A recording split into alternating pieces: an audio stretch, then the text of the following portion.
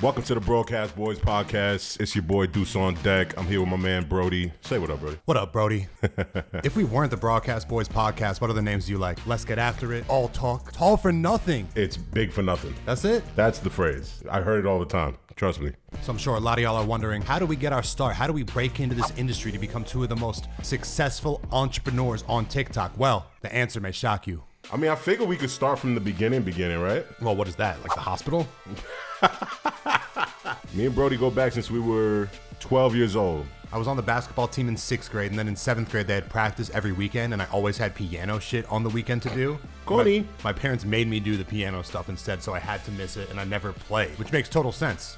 You don't deserve to play if you're not showing up to practice. We talking about practice. And then I came back, and Nelson was on an opposing team. Honestly, one of the most marketable teams in the league. All black everything. He had a very solid big three. Yeah, my dad would come to all my games. My dad famously loves all of the shittiest basketball players on the team. The ones who just play the right way, maybe not the star player. And he always loved Nelson's game, which is hilarious because he was like a power forward with bifocals, right? I didn't have glasses? bifocals. You didn't I have had, glasses? I had glasses. I didn't play in glasses, though. 10th grade is when I transferred to lab with the nerdy kids who were good at math, and that's when we really started becoming homies. I wasn't even good at math. Actually, the reason we met is because there were 2 math classes. I got put into the dumb math class. Dumb math class. Technically. And the teacher was kind of crazy, but he was a good teacher. Great teacher. And we just had more of a vibe going on in there than the other class did. Goofed around, played sports. Nelson hosted the talent show. I was in the talent show. Yeah, that's right. But he was a star of the talent show. Lucas and 4 other of our homies decided that they were going to do in the talent show. They were going to do a dance in the talent show. In Sync's It's Gonna Be Me. Fucking genius, right? It actually was kind of crazy. If you rewatch the dance, the coordination and synchronization is ridiculous. I mean, you guys were on another level of Flawless. chemistry. And we beat 3 brothers who went to lab. Those 3 brothers became pop sensation AJR. They're AJR. multi-millionaire, massive hits. It goes to show you like how little we knew about what entertainment really was because those guys were clearly stars. And No, but they are stars. They were not stars.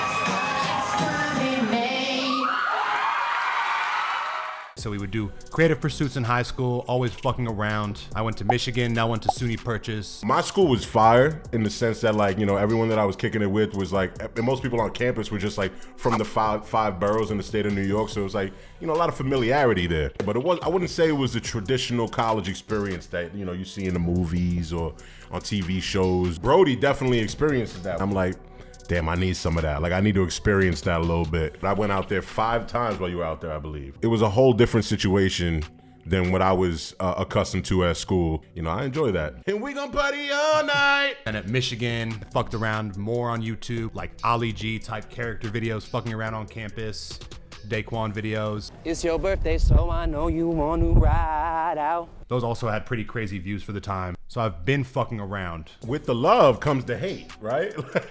As he nods. With the love comes the hate, man. So when we were out there were times where motherfuckers were just pissed at Brody for being him. People used to come up and like try and stunt on him a little bit. Some dude comes over and you're just like, Deuce, handle this.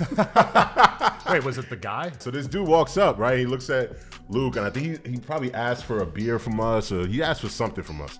Probably a hit of a joint. Okay, that's what it was. All right, so then that's what it was. He came over for the loud, and then like he started to get a little mad because we were like, nah, bro, like you good. Immediately goes into, you think you're better than me? You're an actor and you're mad, bro. You're an actor and you're mad. Like looking at Brody, he's just like yelling at him or whatever, and that's when Brody was like, Deuce, handle this. And I impress him or nothing like that, but I basically, you know, gently cleared him out of the way and made sure that he didn't return. Let's leave it at that. It's everyone who tells you you're mad that's actually mad. The most pissed off people are the ones who point out other people's anger. So yeah, man, Michigan was a hell of a time. I worked at Marvel for about 6 to 8 months or something like that, but I was doing like IT and data management, which, you know, just wasn't really my bag. And, you know, I ended up leaving that and going and working at an elementary school. After a while, got out of there, started doing sales at Yelp. Safe to say that was not for me. And then, and then I got the call from Brody. Our producers were assigned to set someone up to fake as if they were an NFL draft prospect. And they were gonna use this kid upstairs who was in sales who like swore he was the man in a hot shot. And not only did I not want him to get that opportunity, I didn't think he would be good at it at all. So I said Nelson would be perfect for it. He committed and we bought him a full-on Boise State jumpsuit, And that video Nah. went crazy. So at first I didn't want to do it, but then I was just like, you know what? Like a trip to Nashville, working with Luke and, you know, House of Highlights is just an opportunity that I can't really pass up. And as soon as the Boise State sweatsuit was on, we started trying to convince people. And there was a homie that we used to work with, shout out Drew Brown. And I almost felt bad taking advantage of him because I knew that it was his job to be nice to talents, which I was posing to be. So he came up and he gave me one of the cleanest daps I've ever had in my life. He's a real good dapper. But then this is where it got crazy because Drew had Schoolboy Q in another office and they were just like, yo, there's a NFL draft prospect down here. He's a big fan of Schoolboy. Like, he really wants to meet him. Man, I'm like, yo, man, big fan, appreciate you. So his fucking bodyguard, he says to me, he was like, yo, my nephew play where you play at, huh? Appreciate it, bro. Go there with you right now, Tyreek. So I thought I was about to get snuffed. He said his name is Tyreek. He played wide receiver.